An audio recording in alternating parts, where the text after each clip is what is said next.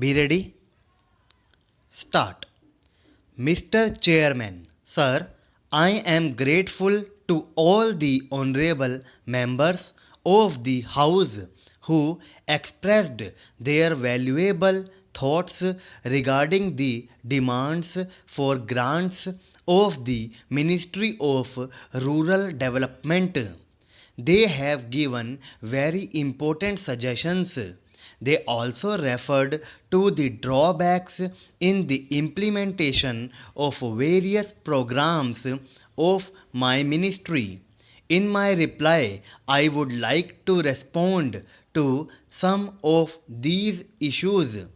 I would like to assure the House members that necessary action would be taken immediately on all the suggestions given by the honorable members.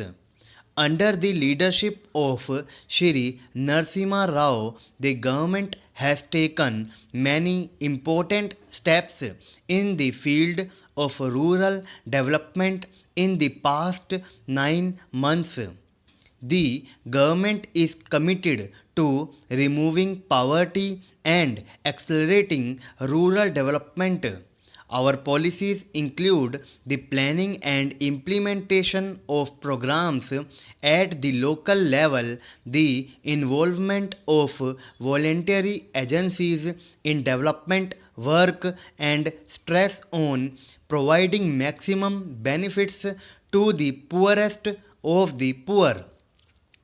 It is my firm belief that if the state chief ministers follow the path shown by the Prime Minister and answer the important task of rural development themselves, then the rural development programs would certainly get a boost.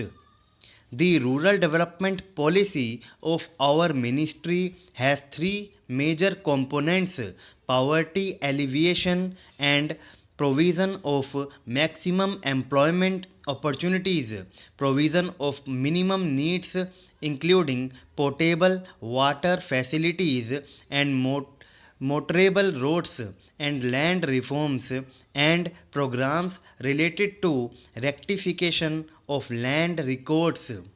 Apart from this, we also have special programs for drought affected areas and desert areas which are facing extreme resource shortage. The Integrated Rural Development Program is such a scheme which has direct link with the people living below the poverty line. This program envisages the policy of providing income generating assets by way of providing grants from the government or providing loans from financial institutions to selected families below the poverty line. Under this program, the families having an annual income up to rupees 4,800 during the 7th 5-year plan and during 1990-91 and 1991-92 were considered as the targeted group. The objective of this program was to ensure that the families provided with income generating assets would get opportunities of self employment which will boost the income of these families and help them cross the poverty line. Now, a decision has been taken to redefine the poverty line. In the 8th 5-year plan, the poverty line in the rural sector would be fixed at an annual income level of rupees 11,000 for a family. The targeted group would be the families having an annual income up to rupees 8,500. The experience gained during the implementation of poverty alleviation programs has brought to light the fact that in the case of these programs, the selection of the targeted group is required to be made very carefully and properly. The state governments have been asked to select the families living below the new poverty line. In 1991, a provision was made according to which at least 40% of the beneficiaries should be women. Earlier, the percentage of beneficiaries was 30 in the case of women.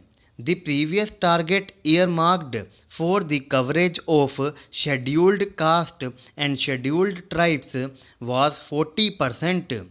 The said percentage has now been increased to 50 from 1990-1991.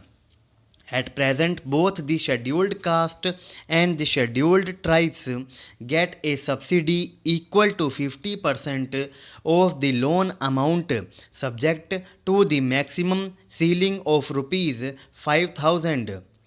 At present, this program is being evaluated through a large number of non-governmental organizations. It has been found that 28% of the beneficiaries have risen above the poverty line. Even now, 33% of rural population is still living below the poverty line. Keeping this in view, we will continue to give importance to our objective of extending assistance to the poorest of the poor under this program.